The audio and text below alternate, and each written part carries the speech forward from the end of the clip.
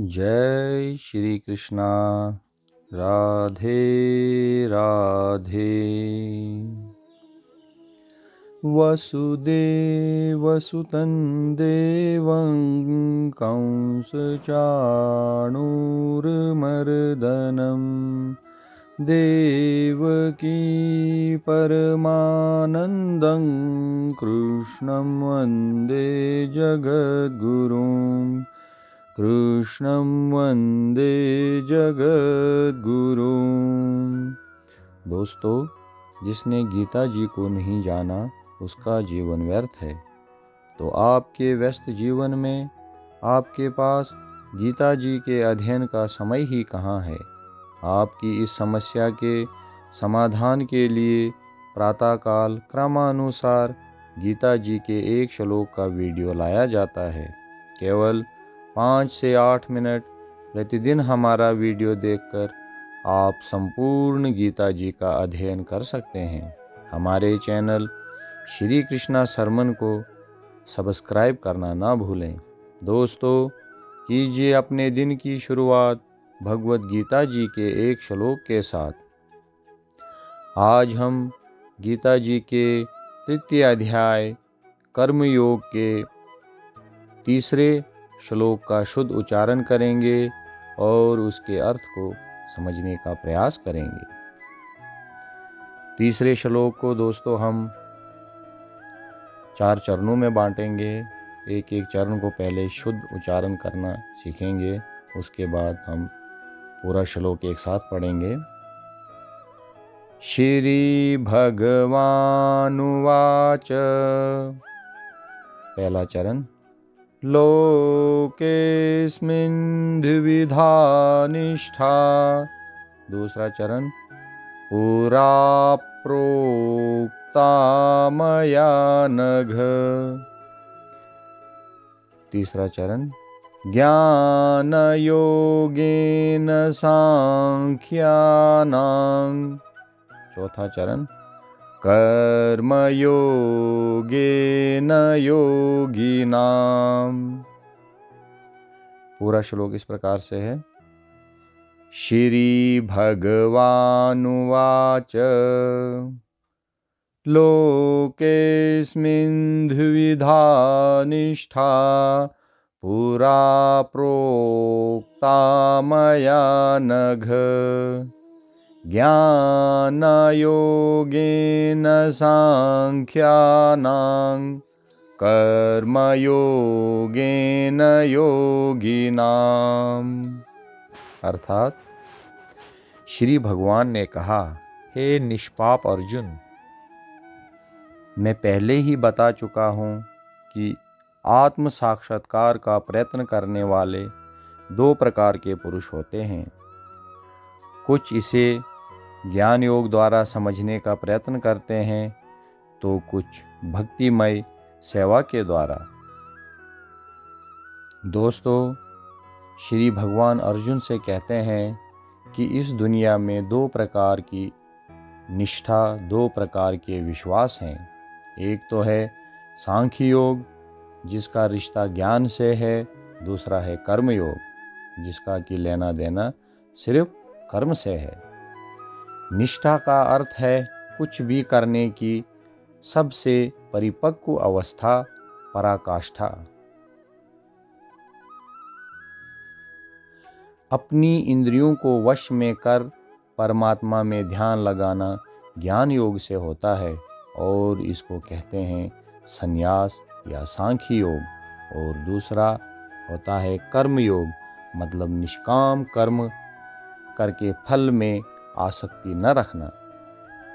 दोस्तों, कर्म योग और ज्ञान योग को परस्पर प्रतिद्वंदी मानने का अर्थ है उनमें से किसी एक को भी नहीं समझना। परस्पर पूरक होने के कारण उनका क्रम में अर्थात एक के पश्चात दूसरे का आश्रय लेना पड़ता है। प्रथम निष्काम भाव से कर्म करने पर मन में स्थित अनेक वासनाएं क्षीण हो जाती है। इस प्रकार मन के निर्मल होने पर उसमें एकाग्रता और स्थिरता आती है, जिससे वो ध्यान में निमग्न होकर परमार्थ तत्व का साक्षात अनुभव करता है। विदेशी संस्कृति के लोग हिंदू धर्म को समझने में बड़ी कठिनाई का अनुभव करते हैं।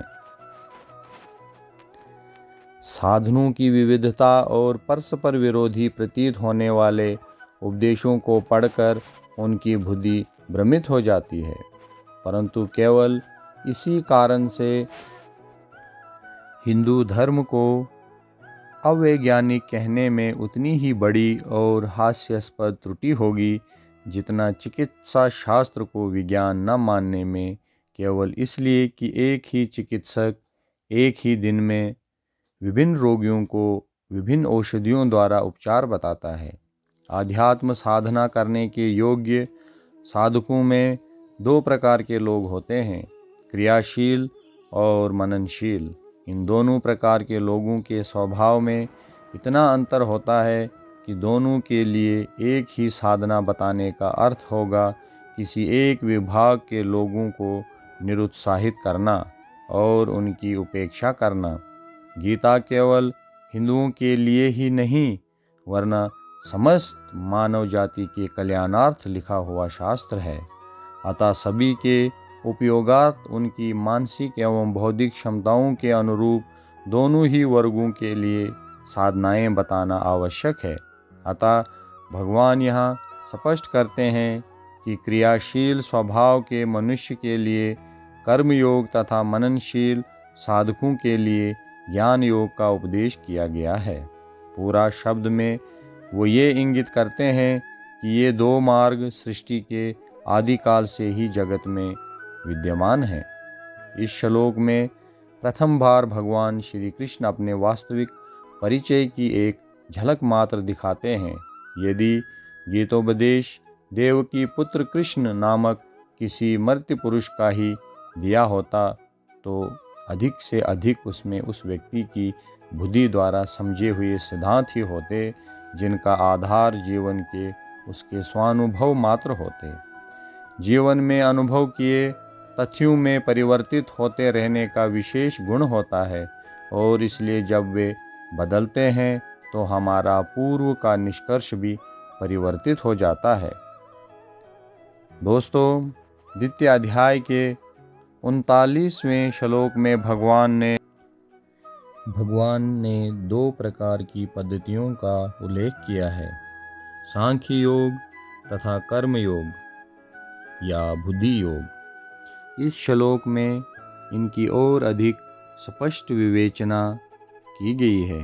सांख्य योग अथवा आत्मा तथा पदार्थ की प्रकृति का विश्लेषिक अध्ययन उन लोगों के लिए है जो व्यवहारिक ज्ञान तथा दर्शन द्वारा वस्तुओं का चिंतन एवं मनन करना चाहते हैं। दूसरे प्रकार के लोग कृष्ण भावनामृत में कार्य करते हैं, जैसा कि द्वितीय अध्याय के 61वें श्लोक में बताया गया था। 39वें श्लोक में भी भगवान ने बताया है कि बुद्धि योग या कृष्ण भावनामृत के सिद्धांतों पर चलते हुए मनुष्य कर्म के बंधनों से छूट सकता है तथा इस पद्धति में कोई दोष नहीं है।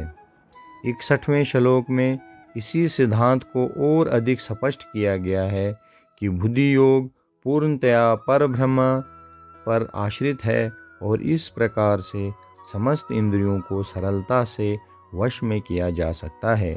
अतः दोनों प्रकार के योग धर्म तथा दर्शन के रूप में अन्योन्याश्रित हैं।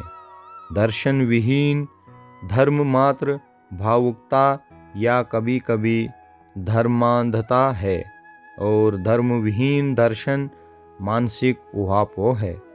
अंतिम लक्ष्य तो कृष्ण है, क्योंकि जो दार्शनिकजन परम सत्य को खोज करते रहते हैं वे अंततः कृष्ण भावनामृत को प्राप्त होते हैं। इसका भी उल्लेख भगवत गीता में मिलता है। संपूर्ण पद्धति का उद्देश्य परमात्मा के संबंध में अपनी वास्तविक स्थिति को समझ लेना है। इसकी अप्रत्यक्ष पद्धति दार्शनिक चिंतन है, जिसके द्वारा क्रम से कृष्ण भावनामृत तक पहुंचा जा सकता है। प्रत्यक्ष पद्धति में कृष्ण भावनामृत में ही प्रत्येक वस्तु से अपना संबंध जोड़ना होता है। इन दोनों में से कृष्ण भावनामृत का मार्ग श्रेष्ठ है, क्योंकि इसमें दार्शनिक पद्धति द्वारा इंद्रियों को विमल नहीं करना होता। कृष्ण भावनामृत स्वयं ही शुद्ध करने वाली प्रक्रिया है और भक्ति की प्रत्यक्ष विधि सरल तथा दिव्य होती है। दोस्तों, अगर आपको ये वीडियो हमारी अच्छी लगे तो कृपया इसे अन्य ग्रुप्स में शेयर करें, लाइक करें, कमेंट करें। और अगर अभी तक आपने हमारा चैनल श्री कृष्णा सरमन को सब्सक्राइब नहीं किया है तो कृपया उसे सब्सक्राइब करें। जय श्री कृष्णा। राधे राधे।